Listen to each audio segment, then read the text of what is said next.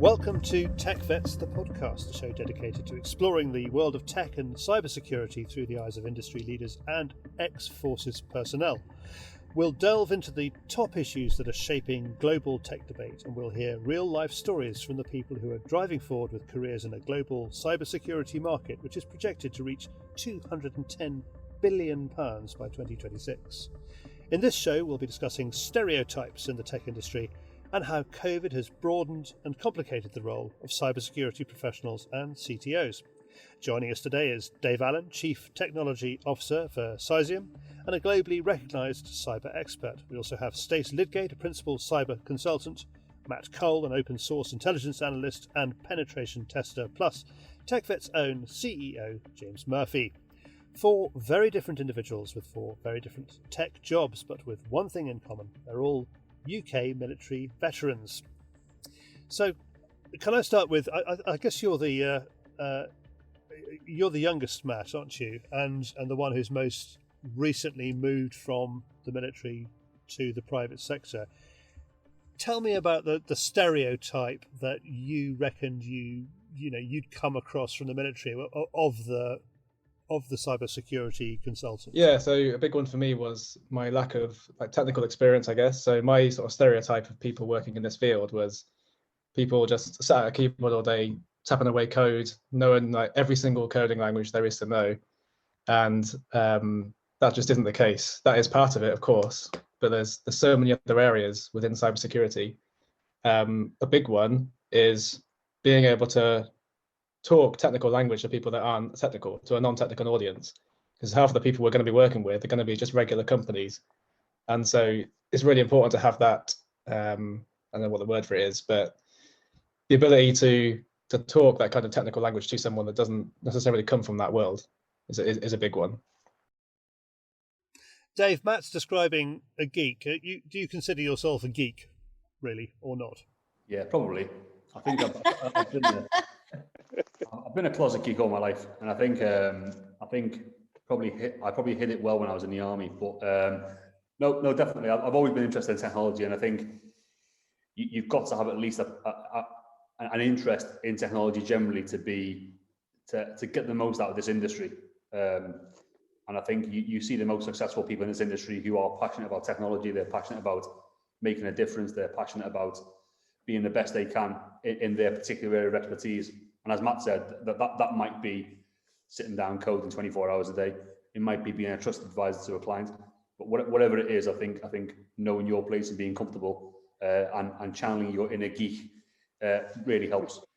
I think that's a really important point as well, Dave, because there's a lot of people who will be leaving thinking because they don't fit that sort of prerequisite idea of having 20 years experience coding, or being that person that's super technical, that actually it's not for them. Whereas really, if you've got a passion, if you really enjoy technology or cybersecurity, then there will be something for you, regardless of what you think that might be on the outset. Yeah, Stace, you weren't actually involved in the military. You were on the medical side, weren't you? What did you do, and how did you make that jump to your current job? Yeah, so many years ago, and almost 20 years ago now, when I joined the military, I joined the Royal Army Medical Corps. So it was as a specialist medical logistics officer. So medical support officer is the title that they called it. So much more around the people management, soldier management, logistics, and especially overseas when we were doing kind of combat and humanitarian operations, looking at how we would evacuate casualties, and all the kind of planning and risk management was a lot of the role that we did. I left the military after about 7 or 8 years and joined a big consultancy as a junior consultant, and from there, that's where the kind of passion for IT and big IT projects came along. And I was lucky enough to recognise that leaving the military at that time, I will say I'm a bit of a geek. James and I are wearing a pretty good pair of geek glasses today, I can see, but I've always been really interested in technology and how things would work. And I think I recognised that I needed to join a company that was going to give me a really good foundation education in IT, because that's the way that the world was going. And I was really lucky enough to get involved in some big digital transformation projects and do quite a lot of study alongside to kind of open up the world of tech. It was fantastic. So the skills which you brought across from your military career, was it like Matt describes, the personal skills, the people skills above all, or do you need that kind of love of technology too? I think you need that love of technology, because there's always got to be a love of what you do, right? I mean, none of us would go to work if we didn't have that passion. But Matt's absolutely right. That ability to translate complex problems in technology to people that maybe don't understand that is a real skill. And problem solving, time management is another really great suite of kind of skills that I think a lot of veterans and ex-military people bring with them. I think on that one stage as well, I think what we've seen, the differentiator between a good person in this industry and a person who doesn't do so well, it is that passion and interest. And I think you've got to care, and it comes across the clients, it comes across your colleagues. Like, if you care about something, you'll go the extra mile, you'll try and figure it out, you'll sit down till late at night trying to reverse engineer the problem, whether it's a person problem or whether it's a technical problem. I think really giving can we swear? Are we allowed to swear? Giving a shit about what you do, I think is important.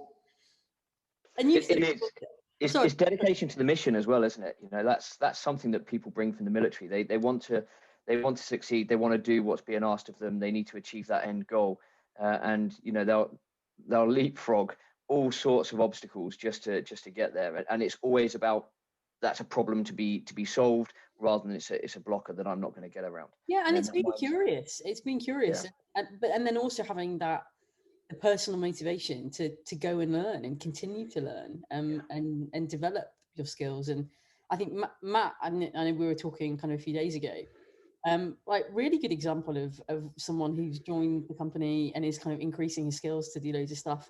You know, I will hold my hands up and go, there's so much about cybersecurity that I need to learn. I've gone back to university to go and do, you know, more distance learning about it. It's having the motivation to do it. Matt, do you feel like the kind of guided missile that Steve, Stace, and James are describing? What do you mean by that? Sorry. Do you feel like you are, you're the kind of person a client can, point you in the direction of, press the button and you will achieve that target. You will get there and you will do what they want you to do. I see what you mean. Yeah, absolutely. I think it's embedded in all ex-military people. I think it's the ability to, well, not like James said, it's that dedication to the mission, isn't it? When you've been told to do something and you've got a job to do, you're probably going to see it to the end. That's just the way we're wired. And also, I think something else that is embedded in the military is that ability to be adaptable. So if there is a problem, you can think around it. There's another way around it, and that's really important in this line of work. So somebody who's just moved across, how much of your job is client facing? How much chat do you have with clients? A lot of it, actually, because I work on the kind of human capability, the capacity building side a lot. So we work with a lot of foreign militaries and building up their own skill set. So that'll be teaching them penetration testing skills or open source intelligence skills. So my role is actually very client facing, in the sense that I've got to bring these guys up to a standard where they can work independently themselves. James, is that something you find with people you place in the tech industry, that what Matt's describing? Is he relatively typical? Yes, I suppose the foundational skills that Matt has brought across is definitely typical. But I suppose the other point to make is that, military aren't a homogenous body, and they've all come from different backgrounds. They've all, served, one person to the next would have served in a different service, different trade, had different experiences on operational tours. But the one thing that is really apparent is that most people leaving the military have an experience in working in an operational environment, whether that is in the UK, even in training, or live overseas on operations. We've had rather complex, modern sort of history to forces overseas. But what's really true there is that when they're coming out and they're leaving and stuff happens in their jobs, they're the first one to say, look, it's fine, it's not a problem. Let's remain calm. There's a process we can follow. Let's just deal with it one step at a time. And that ability to be calm under pressure, the ability to manage process, and also to manage people, and the people aspect, the others have brought out, is really important, because cybersecurity, there's a huge focus on the technologies and on the platforms, on these wonderful magic wands that you can wave, and all your cybersecurity problems will go away because you're paying X hundreds of thousands of pounds a year to run this platform. Where actually one of the biggest issues that we have is people, being able to manage people, develop the people in your teams, do so in a way that brings the best out of them, encourage multidisciplinary activity to bring all those different skills together. But also when you're dealing with clients or other aspects of the job, or other teams across the business, it's making sure you're enhancing that security awareness and culture. Dave, could you, with that in mind, explain what CYSIAM is, what it does? Yeah, so CYSIAM, I think all the things that James mentioned before around the values and the philosophy that I personally have got from the military is how we've tried to build the company. So it's a values-based company, and therefore it attracts a certain sort of person, and we like to look for a certain sort of person. So it's no accident that CYSIAM is probably 90% ex-military from all different cap badges. Matt's from Intelligence Corps, Stacey from the Medical Corps, I'm Royal Signals, and I think for us that those things come first. So the values come first. The ability to work well under pressure comes first. The passion in anything, whatever it is, whether it's a particular technology, whether it's a particular theme, we like to encourage that passion. So, for example, Matt, a great example where he come across to us as an intelligence analyst, OSINT specialist, Arabist, Germanic specialist. I think what we've done is we tried to focus on all those attributes and see where he can work within the company, and he's a great success. But because his passion and his interest was in penetration testing, then we've supported that, and we've helped him get to a point where he's a qualified pen tester.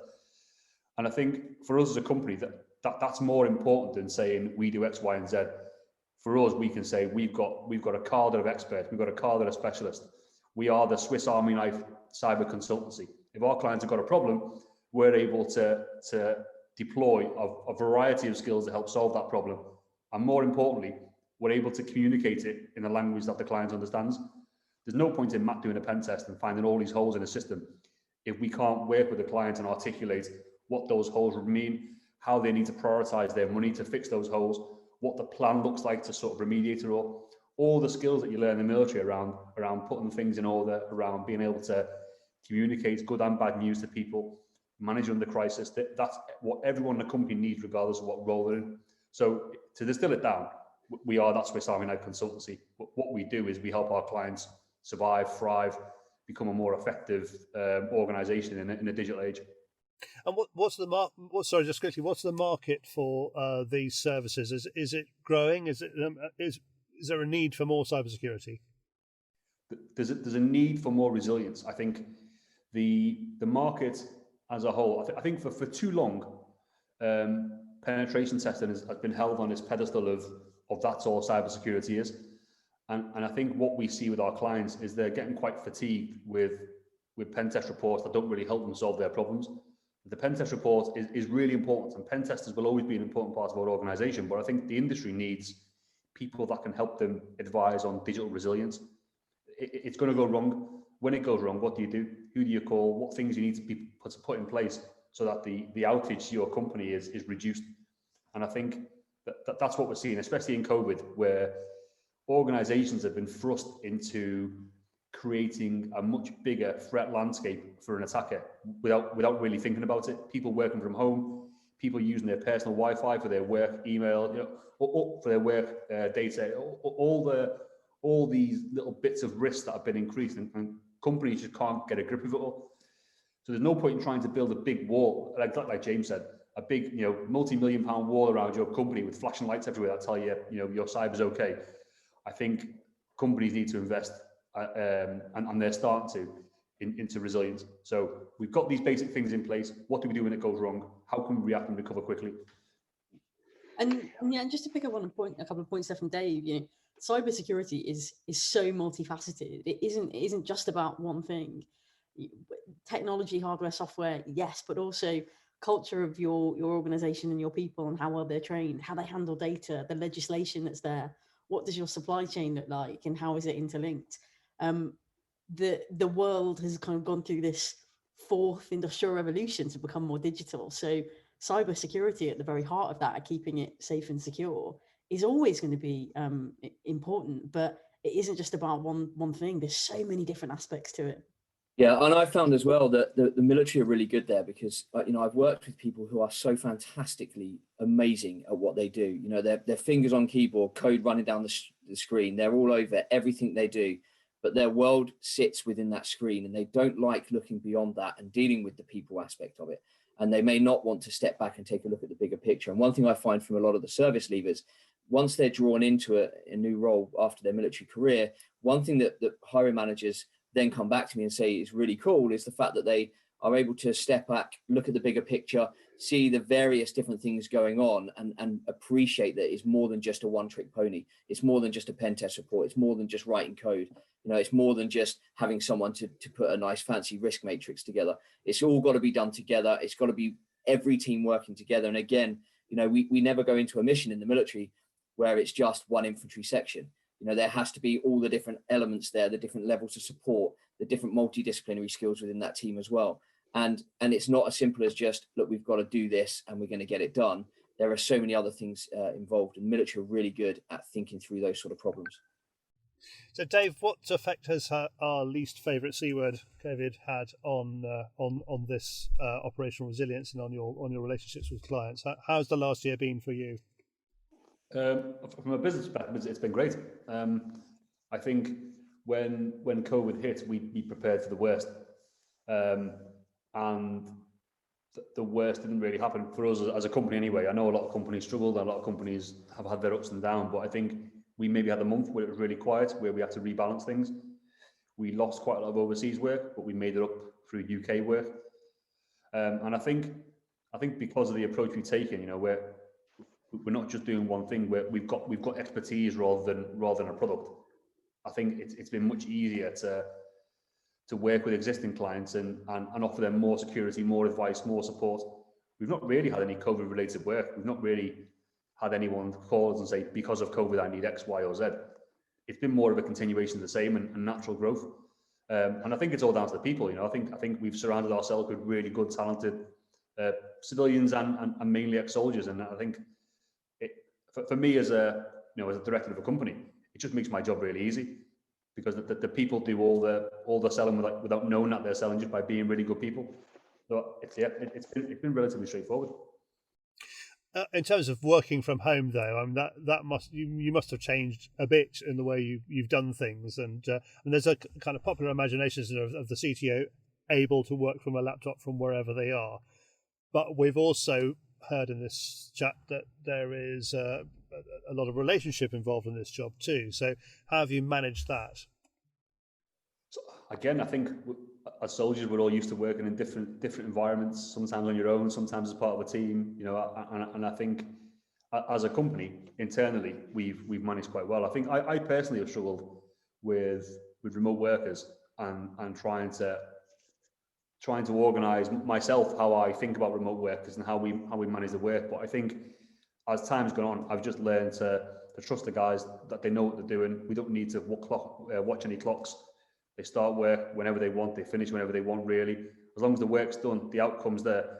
It's up to the individuals to manage their time and manage the clients they've got. My job really is to make sure that people are okay. They're not working too much, which is a big risk, I think, for us as a company, and a big risk for the type of people we've got in the company. They want to just keep going until the job's done. It's not a 6-month tour. This is a career. There's 10, 20 years ahead of us here. So I think trying to change that mentality is important. But most of the guys here, they're on their second or third careers anyway. They're all mature adults. So it's been easy. I don't want to overplay my own struggles. I think it's been relatively easy because of the people we've got. But is that down, in part because of the sort of decentralized command and the way we lead within the MOD? I mean, I imagine you've taken a fair bit from that. You've got to trust that you issue your direction, you provide the strategy or the mission and tasks, and people get on with it, right? And you trust them because they know what they're doing, they're confident in themselves, and you've got that culture. Yeah, and I think there's an element of one of the biggest problems, I think, is because of remote work, and you tend to communicate in 15-minute blocks. And what I miss is having a team in the office, and we've got a whiteboard, and we're talking through a particular idea.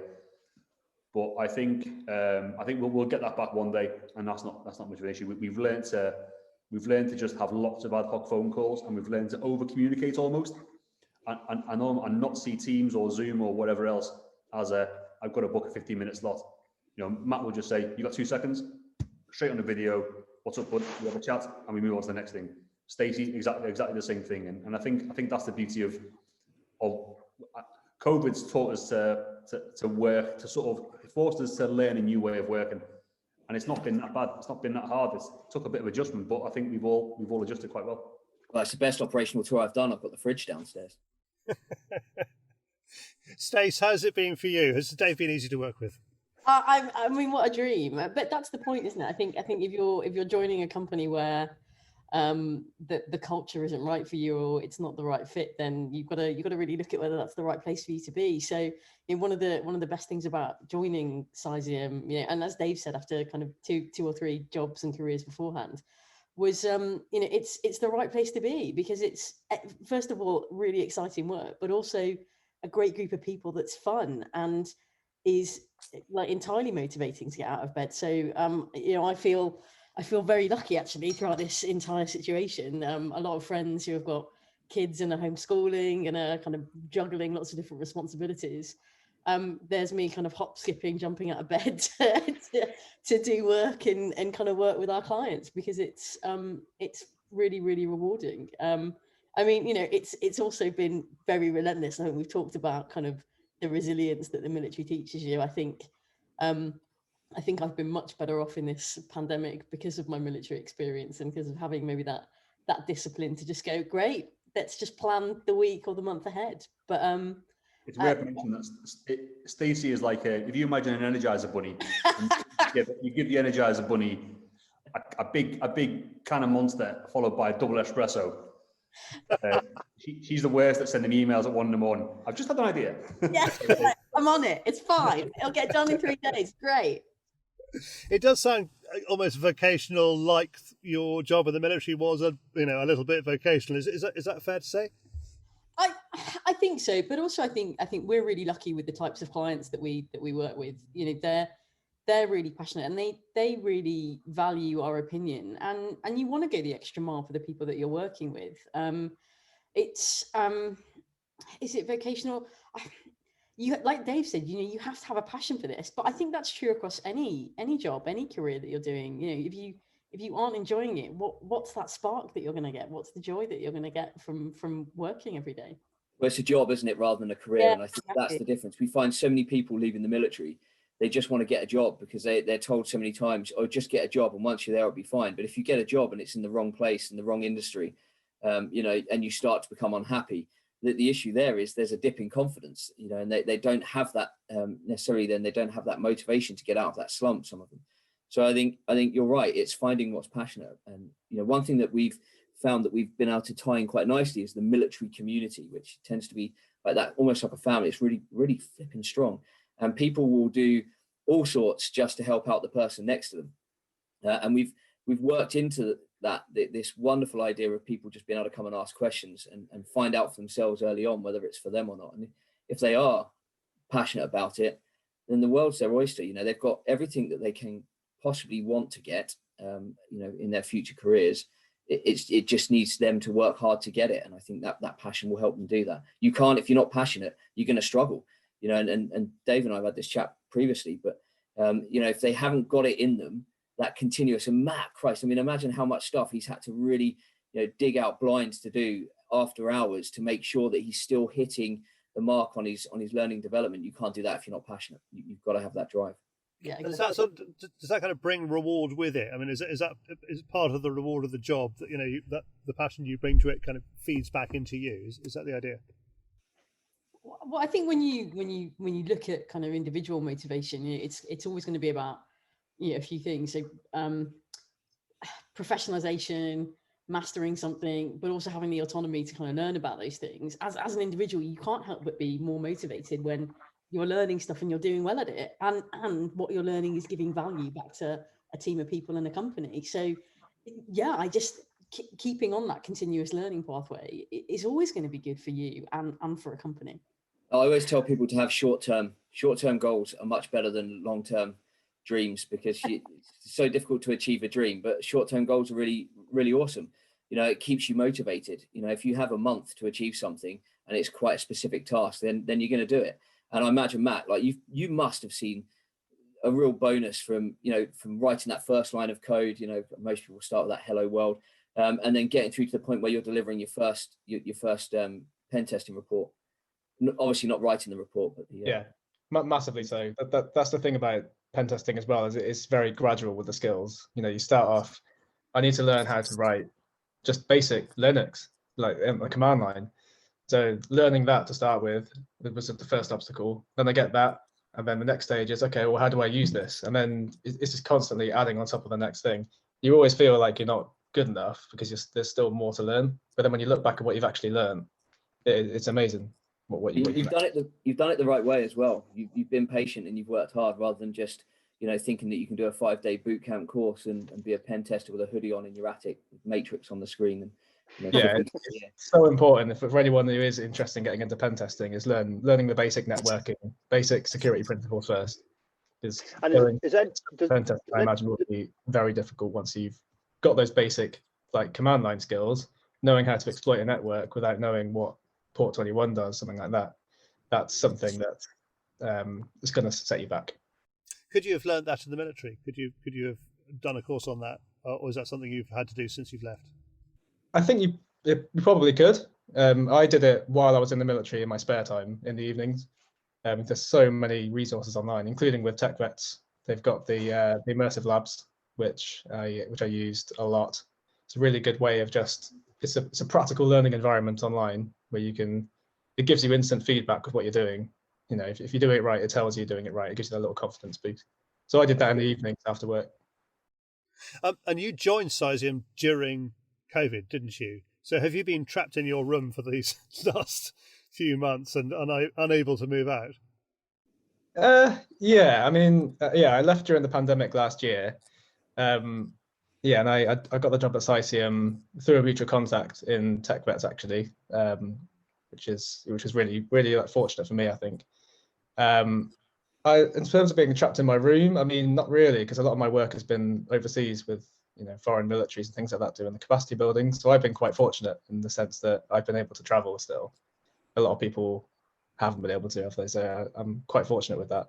So where have you been? I've been to the UAE, but several times. So only one country at the moment, but that's terrific. I mean, that's several countries more than most people over the last year. So that's very good.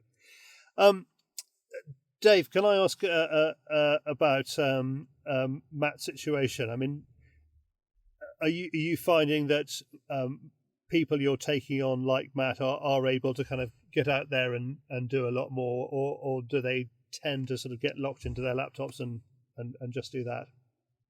No, anytime I ask Matt if he can do something, he says yes immediately, and then thinks about how he's going to do it afterwards. I think it's an admirable quality, and I think it's one that most soldiers have got. They'll say yes and then think about right now what. And I think that kind of attitude is fantastic, and it's like I said before, it just makes it really easy to work with. And I think what's also important is that Matt, picking on Matt because he's on the phone, but he's also really open and honest about when he can't do something. So he'll say, yes, I'll give it a go. But he'll immediately come back a day later and say, I'm struggling with this bit, or I need a bit of help here. And luckily we've got the team internally to be able to answer the questions, but we still use TechVets. We still ask questions to the military community. There isn't a problem that hasn't been solved that hasn't had a thread somewhere on TechVets talking about it. And just to touch on the point before about training and courses, about certificates and things like that, there's nothing that you can't find online.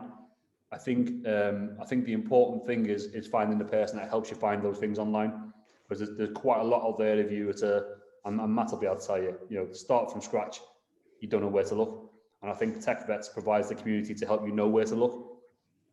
Yeah, I think that was a big problem actually that I wanted to cover really early on when I took over at the helm. I think we get people coming out And what do they want to do? First and foremost, they're getting all sorts of courses thrust into their face. Do this, do that. At the moment, I'm seeing people leaving doing Pen Test Plus and CEH. Look, they may be really credible, but they're just not being recognised by hiring managers in industry in UK.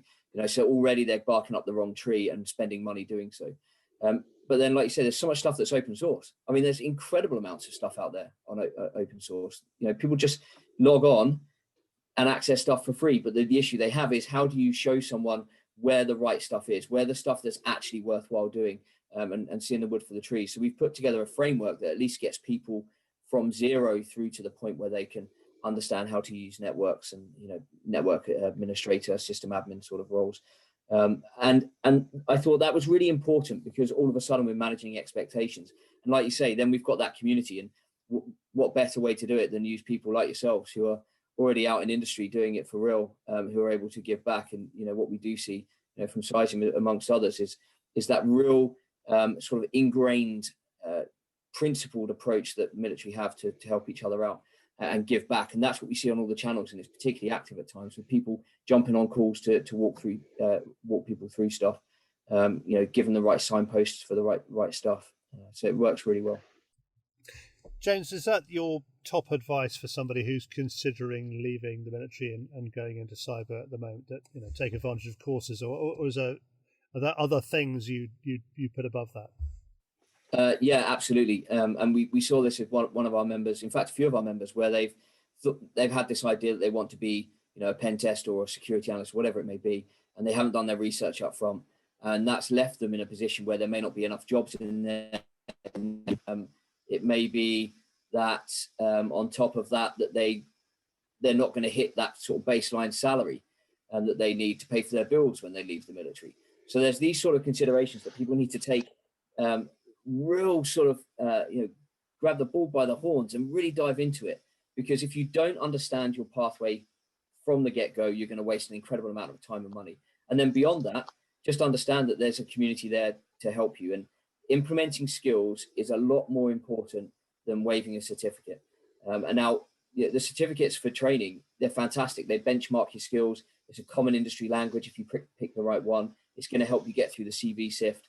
But when you get to interview and someone like Dave says, look, here's a practical question, here's a problem, how do you solve that? If it's not an exam question, how are you going to know how to do that? And the 5-day bootcamp courses are great for consolidation, but they're not going to get you from zero. They're not going to give you a real good understanding on how to implement those skills. So what we recommend is use the community, grab hold of someone in there and get them to help you set up, your own home network, your own, spin up a virtual machine on a network that you've created that you can just fail and fail and fail again. And every time you fail, you learn so much more than you would on a 5-day course, until you get to the point where whatever problem's thrown your way, the tools, the processes, the methodologies, and you can apply those and adapt those to suit whatever problem you face. And that's something that we need more of in cyber anyway. I think I'll jump in there as well, mate. I think whenever we interview someone, we always throw in a practical scenario-based question. So, and the test of the individual isn't a certificate. Like you say, the certificate, it says to me, yes, you've done the basic skills and you can pass that course. But it's the practical application of those skills that's really important for me. I want someone who can hit the ground running. I want someone who can do that job. If they're coming in demanding a 40, 50k salary to be a pen tester, they best know how to run a pen test. They best know how to run a pen test on a large enterprise environment with multiple stakeholder management, to be able to write the report end to end, know what happens when something doesn't work. And they've got to be able to articulate all that in an interview.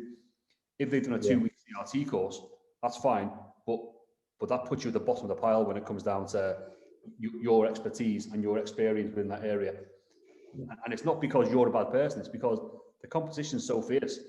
You're at that sort of level, you're competing with guys who've been in the industry for maybe 10 years. So there's just a huge bit around expectation management. And I think a lot of these trading companies are doing that badly. They're saying to soldiers, if you come and do this course, the average salary is 40, 50k. Well, it is, but it's 40, 50k for someone who's experienced, who's been doing that job for a few years. It's not for someone who's just done a course. And I don't know how we address that. I think TechVets is doing a great job of doing that. I think HR is broken.